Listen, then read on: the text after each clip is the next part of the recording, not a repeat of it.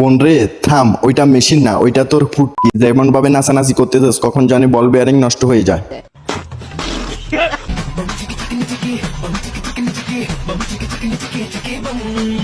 আপনার শরীরে যে পরিমাণ কারেন্ট আর দেশে যে পরিমাণে কারেন্টের সংকট, একটা লাইট যদি দিয়ে দিতেন তাহলে দেশবাসীর অনেক উপকার হতো।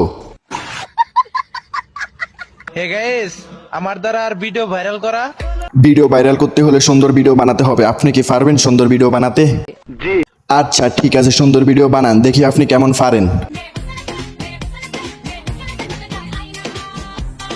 আরে আপনি এটা কি করলেন? আপনাকে বললাম সুন্দর ভিডিও বানাতে, আর আপনি আপনার বডি শো করতেছেন। নিয়মিত এই তেলটি ব্যবহার করার ফলে আপনার চুল অনেক বাউন্সিং হবে এবং চুল কন্ডিশনিং করবে। বুঝলাম আপনি তেলের বিজ্ঞাপন করতেছেন। তেলের বিজ্ঞাপন মানে আপনি চুল দেখাবেন, চুল না দেখাই আপনি অন্য কিছু দেখাইতেছেন কেন? আমারও তো সেই একই প্রশ্ন। সেই প্রশ্নের উত্তর খোঁজার চেষ্টা করবো আজকের ভিডিওতে।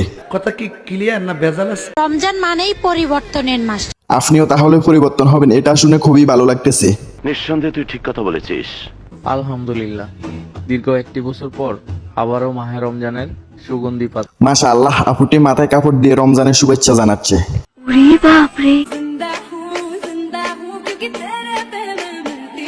এই কেমন ধরনের আচরণ ভাই? একটু আগে এই শাড়িটা পরে মাথায় কাপড় দিয়ে আমাদের রমজানের শুভেচ্ছা জানালেন, এখন আবার সেম জায়গাতে সেম শাড়ি পরে নাচানাচি করতেছেন।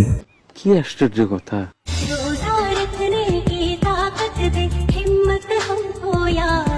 যদিও অভিনয় করতেছে তারপরেও তো ইসলামিক গানের সাথে ভিডিও করতেছে, এটা খুবই ভালো।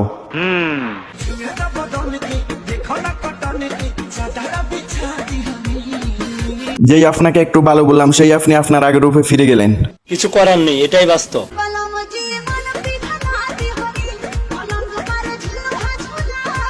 টিকটকার বলে কথা, যত ইসলামিক ভিডিও করে তাদের মাঝে একটু নাচানাচির ভাব থাকেই। শবে বরাতের রাতে কেউ যদি 12 রাকাত নামাজ পড়ে, প্রতি রাকাতে সূরা ফাতিহা একবার। আমার প্রশ্ন একটাই, আপনার দৃষ্টি আসলে কোন দিকে, নামাজের দিকে নাকি ক্যামেরার দিকে? জানি না। আপনি জানবেনও না, কারণ আপনি তো নামাজ পড়ে শো অফ করতেছেন। আমার মনে হয় ফেরেশতাও এখন কনফিউজড হয়ে গেছে, ফাফ লিখবে নাকি সোয়াব লিখবে। কারণ রমজান মাস আসে আমাদেরকে পরিবর্তন করার জন্য। রমজান মাস আসে মানুষকে পরিবর্তন করার জন্য। এখন আপনি কতটা পরিবর্তন হয়েছেন দেখে আসি। ঠিক আছে ঠিক আছে।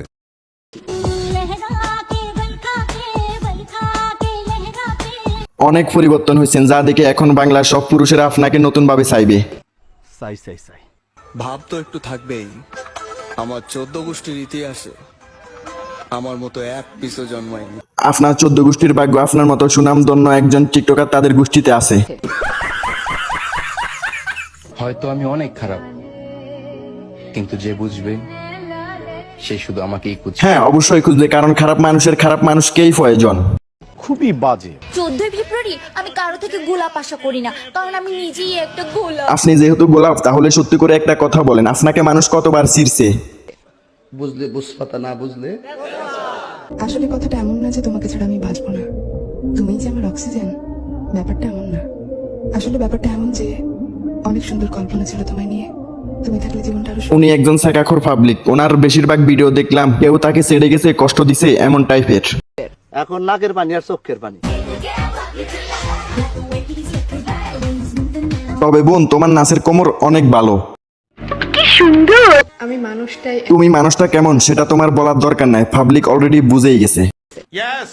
যে দেখে তার জন্য কিউট, আর যে জ্বলে তার জন্য অ্যাটিটিউড।